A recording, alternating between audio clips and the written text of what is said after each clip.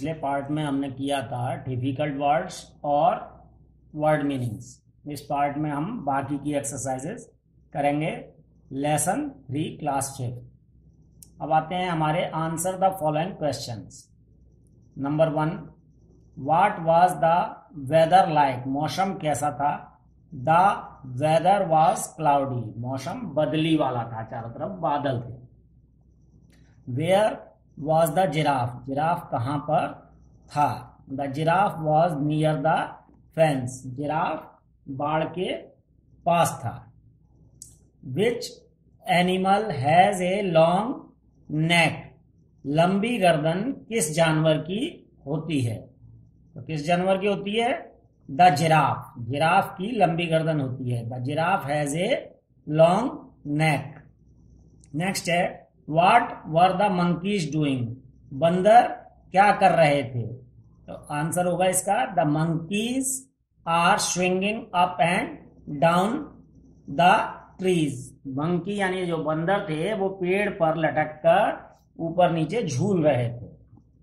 Next, where was the lion? शेर कहाँ था? The lion is in front of its den. शेर जो था वो अपनी गुफा के सामने था।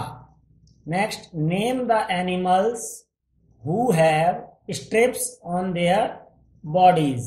ऐसे जानवरों के नाम बताओ जिनके शरीर पर धारियां होती हैं। तो ऐसे जानवर कौन से होते हैं? टाइगर और जेब्रा, दोनों के ही शरीर पे धारियां होती हैं। तो tiger and zebra have stripes on their bodies. Next, was the deer in front of the tree or behind the tree? जो हिरन था, हिरन पेड़ के सामने था या पेड़ के पीछे था? तो the deer was behind the tree। हिरन कहाँ था? पेड़ के पीछे। नेक्स्ट है हमारा, were the birds sitting on the tree? क्या पक्षी पेड़ पर बैठे थे? तो नहीं। No, the birds are flying over the trees. पक्षी बैठे नहीं थे लेकिन वो पेड़ के ऊपर उड़ रहे थे। The birds are flying over the trees, पेड़ के ऊपर उड़ रहे थे। Next, what was the baby zebra doing? जो जेब्रा का बच्चा था वो क्या कर रहा था? The baby zebra was playing between the mother zebra and the father zebra. जो जेब्रा का बच्चा था वो अपने मदर जेब्रा और फादर जेब्रा के बीच में खेल रहा था अपनी फैमिली के साथ। नेक्स्ट आता है वर्ड पावर। वर्ड पावर में पहला है, circle the odd one out. 4 शब्द दिए हुए हैं, उसमें से 3 एक ही तरीके की चीजें हैं और चौथी जो अलग टाइप की है उसे हमें गोले में करना है। जैसे पहला है पीकॉक, पैरट, स्पैरो, मंकी। इसमें आप देखो पीकॉक, पैरट, स्पैरो तीनों पक्षी हैं और मंकी जो है वो एनिमल है। तो हम मंकी पे क्या कर देंगे? सर्किल कर देंगे। नेक्स्ट, सन, मून, स्टार और ट्री। तो यहाँ पे सन, मून और स्टार दोनों आसमान में दिखाई देने वाली चीजें हैं और ट्री जमीन पे। तो यहाँ पे हम ट्री पे सर्किल कर देंगे। नेक्स्ट, रोज, जैस्मिन, ग्रेप्स, लिली। तो यहाँ पर रोज, जैस्मिन और लिली जो है वो फ्लावर्स के नाम है, लेकिन ग्रेप्स जो है वो फ्रूट है। तो ग्रेप्स पे हम सर्किल करेंगे। लायन, टाइगर, एलिफेंट, सीप। यहाँ पे लायन, टाइगर, एलिफेंट और सीप चारों ही जानवर हैं, लेकिन लायन, टाइगर, एलिफेंट जो हैं वो जंगली जानवर हैं और सीप डोमेस्टिक एनिमल है। तो इसलिए हम डोमेस्टिक एनिमल की वजह से उस पर सर्किल कर देंगे, वो अलग है। ब्रदर, सिस्टर, मदर और chair. Brother, sister, mother family के लोग होते हैं, लेकिन चेयर एक वस्तु है, नॉन लिविंग थिंग है, इसलिए चेयर पे सर्किल करेंगे। Fish, camel, turtle, crocodile. यहाँ पे फिश, टर्टल और क्रोकोडाइल ये तीनों पानी में रहते हैं या आते जाते हैं, लेकिन कैमल पानी में नहीं रहता, जमीन पर रहता है, इसलिए कैमल पे सर्किल करेंगे। अब नेक्स्ट आता है हमारा लैंग्वेज प्रैक्टिस। लैंग्वेज पार्ट, व्याकरण का हिस्सा।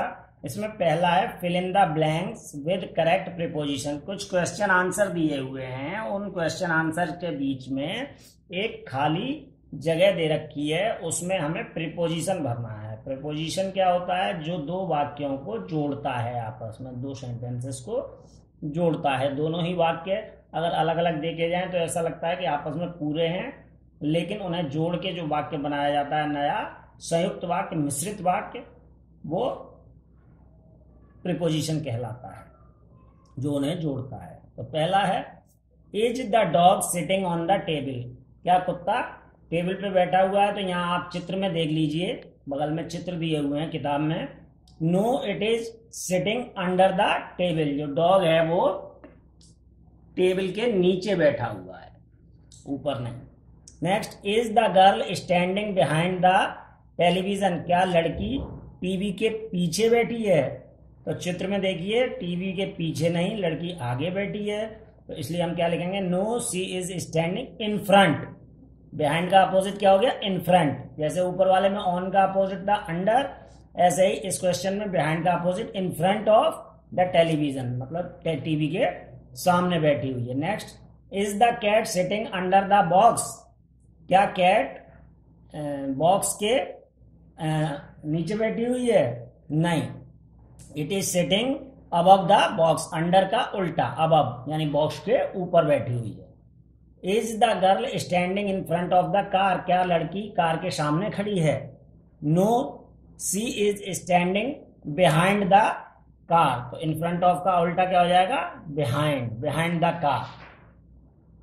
Is the bird sitting in the box. क्या चिड़िया बॉक्स में बैठी है? तो नहीं, no, it is not, it is sitting between the boxes. बॉक्सों के बीच में बैठी है बर्ड, चिड़िया।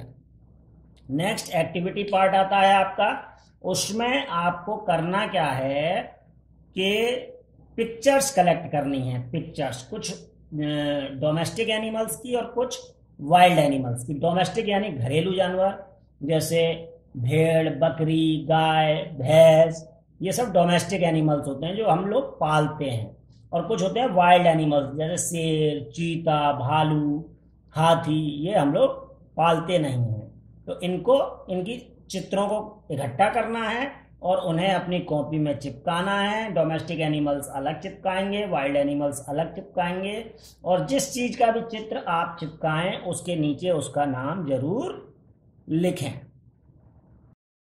अब इसी में आगे दे रखा है एक्टिविटी पार्ट में ही आपके लिए एक कविता दे रखी है, जिसे आप बोलेंगे और याद करेंगे। इसे हम समझा देते हैं। 4 little mice यानी 4 चूहे became very hungry one night। एक रात उन्हें बहुत भूख लगी। into the kitchen they hurried। वो जल्दी जल्दी दौड़कर रसोई में पहुंचे।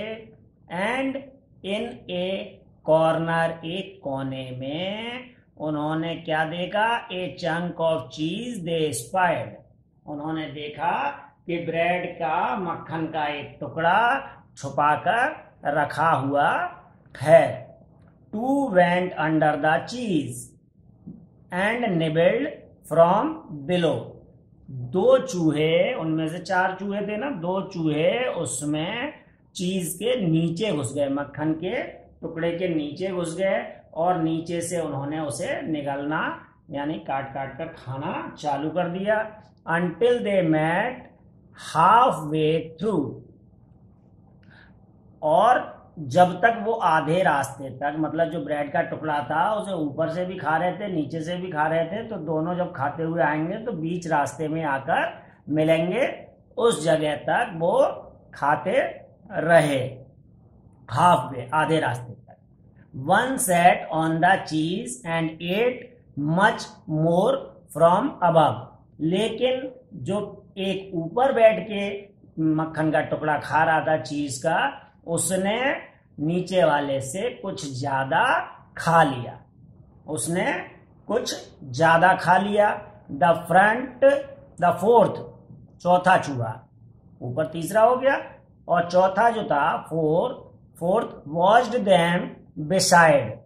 वो एक तरफ से उन लोगों को देख रहा था। For he could find no place inside, क्योंकि उसे वहां मक्खन के टुकड़े को खाने के लिए कहीं जगह नहीं मिली थी।